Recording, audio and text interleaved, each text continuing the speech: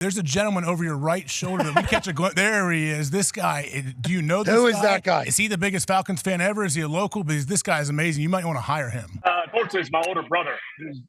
Is it really? I was trying to get him the hell. Yeah, I was trying to get him the hell out of here.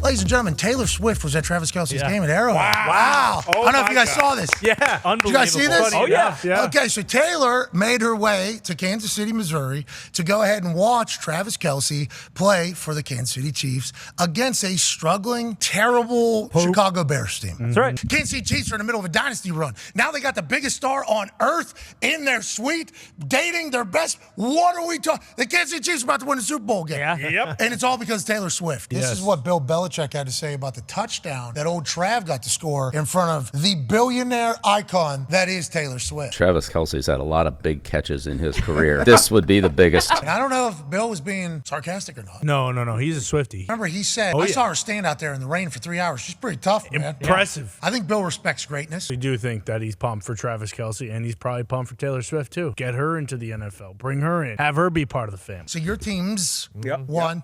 Your team won. Yep. Your team won. Yep. Your team won. Yeah. My team won. Evan Foxy back there, Detroit Lions, big time win. Hell Welcome to yeah. Detroit, man. Defense dominated, needed that. Love that. Gumpy, you're a Dolphins fan, huh? Gumpies are on fire. All is well, my friend. All is well. Nick Maraldo, big time Pittsburgh Steelers fan. How we doing? Feeling good, Pat. Feeling good. Road win on a short week. Gotta love it. Love that. So everybody here's a winner. Let's go, guys. Except for one particular man. Oh, shoot. The utility vehicle. A man who's good at everything. A man who can put together a show in the middle of a parking lot, in the middle of any state or country you would need. Can figure things out quickly. And just so happens to come from two parents that came from Cuba to Chicago. Was born in Chicago. Gorgeous. Diehard Bears fan. Yep. They suck. So bad. And that would be Zito. Zito, I'm sorry you don't get to celebrate this day with all of us. But I'm just happy for you guys. I appreciate the fact that Ryan Day utilized a Coach Lou Holtz interview with Coach Lou Holtz as motivation for his team. Like, I'd like to know where Lou Holtz is right now. What he said about our team, I cannot believe. Notre Dame is a better football team than Ohio State. And you look at Coach Day, he has lost to Alabama, Georgia, Clemson, Michigan twice, and everybody that beats him does so because they're more physical than Ohio State. This is a tough team right here. We're proud to be from Ohio, and it's always been Ohio against the world, and it'll continue to be Ohio against the world. I love those kids, and we got a tough team. Ladies and gentlemen, Coach Lou Holtz. Ryan Day's acting like some goddamn world beater. It took them the entire fucking game, 5 seconds left, to beat Notre Dame, okay? And they did it with Notre Dame. Had 10 guys on the field, 2 fucking plays in a row. Oh, I wonder where Coach Lou Holtz is. I might not always know where I'm at, but guess what? People do know where I'm at all times. I ain't fucking hard to find, pal. So if you want beef, come find me, okay? Because I got beef all night long like Fogo de Chao. All you can eat, Ryan. Whenever Lou Holtz responds to Ryan Day about what happens on our program, gotta show it. I can understand why he did. He doesn't want to talk about Michigan 0-2. He can go after me all he wants, but I remember when we were playing Miami and there was a big hullabaloo, and sometimes you say things out of emotions. I said in the football team, you show class during this game, and if you don't, you'll never play again. Now, if Miami wants to fight after the game in the parking lot, then that's fine. And if they do, you say Jimmy Johnson's ass for me. When I felt Notre Dame won the football game, all we had to do was fall on the ball. And here's him chatting about our show and not fully understanding that people might hear this. I had no idea Mr. McAfee's show is so widely watched. But I made it, and that's it. And you can't do anything about it. You close ranks, you pick up the rifle, you march on. That's all you can do. I had no idea. I didn't know that was going to happen. I was sitting there with a fake me, and then they tell me, hey, people are going to hear that. I go, bullshit. Mac Jones, you can see it. He ball taps Sauce as he gets up. Boom, right there. Why does Mac do that? And we've seen Mac Jones do the foot to the balls whenever he's sliding and people are trying not to hit him. Now he's getting up, ball tapping Sauce Gardner. I guess he's just a scumbag and loves it, but Sauce was going to fight him. He's going to do that one day. There was a debate if it was a tap or more of a cupping. That had to be outside of hand. Tap. Mac Jones did something on Sunday, and we're not sure right now if it was the back of his hand or if it it was the front of his hand grabbing all the modalities of Sauce Gardner, but was it shaft and balls or just balls? Well, so what I think it was this. Ty thinks it was a handshake. Yeah, he's trying to shake his penis, I think. So, anyways, on that note, this show is ending on ESPN here in about 30 seconds, and thank God for that. Brandon Staley is always going to be Brandon Staley. That decision they made in the fourth quarter to go for it on their own 25, whenever they're up one score in a game that was obviously is absolutely bananas. They end up getting a win, though. So he's able to kind of peacock around and say, hey, we do what I wanted to do. I wanted to show faith in our offense. I thought we could have picked it up. We pick it up. That game is over. Also, I appreciate where our defense is. We're protecting 4 points, not 3 points. Brandon Staley making these decisions is something that obviously took over the world a couple years back because the stats community came out and was like, he's doing the right plays. He's doing the right decisions. 62.475% of the time. I'm like, well, what about the other 38%? That 38% where you get your ass fired. Stats don't account for the human element of it. If it's not 100% to 0%, it's hard for me to believe. Because even if it's 99 to 1, that 1% can lose your ass a game, a job, and a livelihood for the rest of your entire time. I appreciate Brandon Staley's big old gut sack. But damn, at some point, don't you gotta look in the mirror and say, look at this sometimes. We don't have to do this all the time. He was number one game on Sunday, obviously. The demographic of females is up like 10% from last year. That particular lady and her fan base coming into the NFL is a beautiful thing. The NFL has been trying to reach that demo forever. They got a bunch of suits sitting around a big-ass table in New York going, got to get the younger women involved in this game somehow.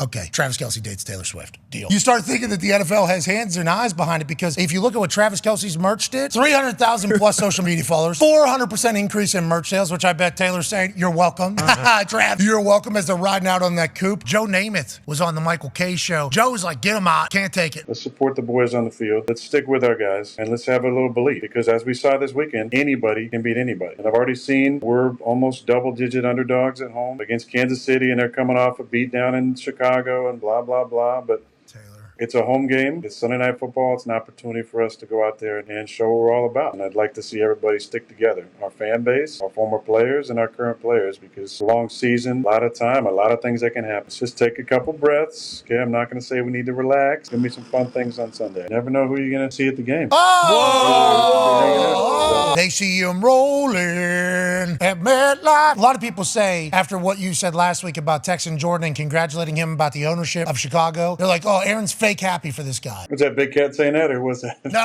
it's, there's assholes on the internet. A lot of them. Aaron, there's a lot of those assholes on the internet. Hey.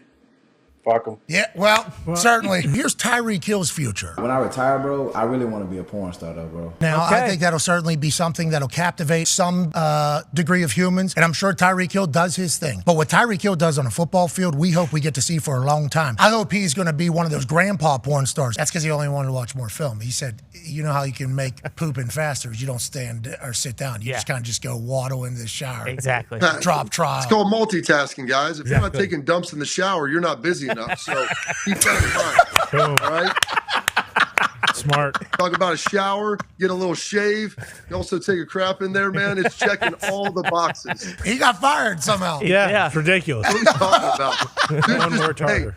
He was life hacking before people were life hacking. Yeah, you're right. He had all the time. Had that whistle, too. So trying to let people know. This is the first time in 37 years that the Detroit Lions are traveling to take on the QB1 for the Green Bay Packers, in which they are currently favored by 2 going into Green Bay. This hasn't happened in forever. This is a whole new world for the Detroit Lions and their fan base, and they kick off a weekend slate that is going to be spectacular. I'm going to say I think this is the Lions' division this year. First drive, Jared Goff throws that pick, and you're thinking, okay, here we go. Let's try to get him on his heels. Let's try to make him uncomfortable, and it didn't matter. It's like you could not phase him. I know Goff threw another pick later, I believe, but he was unflappable. He really was. I love the play calling. Laporta was another weapon as we talked about before the game. Like anytime touchdown. They were so physical as well, and that was one of the thing that kind of jumped off the screen at me was how physical how they would finish runs, how there'd be 5 or 6 guys hitting a ball carrier. It was just it was a physical night, a great win for the Detroit Lions, no question. Yeah. And they're not, sorry, Ty, but they're not only like physical, but they're also explosive. Like that's an explosive play. Like Laporta has explosive plays. Whenever they were just feeding Montgomery too. He wasn't going early, trying to find it. Gibbs, okay. We need to figure out Ben Johnson. I know you get a win, but we need to figure out how to weaponize Gibbs a little bit. But them just feeding Montgomery and saying, like, nah, we're going to stick to the run. We're going to stick to the run. He ends up over 100 yards late in the fourth quarter. They just kept pounding away with him. They have an identity. They have a culture, but their identity and culture is tough, gritty, grind and pound. But then, boom, Laporta hits a long one. Goff hits a long ball. It's like this team is must-see television. What he said after the game to Fitzmagic also tells me that Goff is in his bag, baby. Here's Goff addressing Fitzmagic, potentially saying something discouraging about Jared Goff in the pregame. Thought I played better throughout the rest of the game. Hope it's up to your standards. You played a lot. You played very well, dog. Okay. We're very happy. I didn't know it was a poor man's anything, but he hears that. He's listening. Got him. You called him poor man's what? Matt Ryan. It's about to happen right here.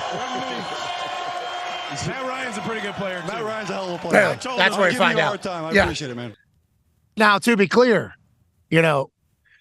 Matt Ryan at this stage of his career where Goff is, how many years are they in? I guess this is a good conversation to have here about, is Matt Ryan the proper comparison for Jared Goff, who is, and that sounds crazy to even say that at this stage of life here in 2023, but it's like, I think what Goff and these Lions are going to accomplish, like Goff's legacy is going to be, This is only his fifth year, Pat. Doesn't it feel like he's been in the league much longer than that? This is only his fifth season, right, Tom? Fifth season, third with the Lions. He's 28. What year did Matt Ryan win the MVP? What year was he in the league? That was 2016. But was that his eighth, ninth year? I thought that was 10 or 12. Okay. I thought he was an 04, 05. So late. We're not saying, are you saying could Goff ever be an MVP candidate or possibly win the MVP? I think, bro, I called him a top 5 or 4 quarterback yesterday, and I got a little bit of blowback from around the internet for saying that. But it's like, watch him with that team. Like, he's going to win. He's going to win a lot of games.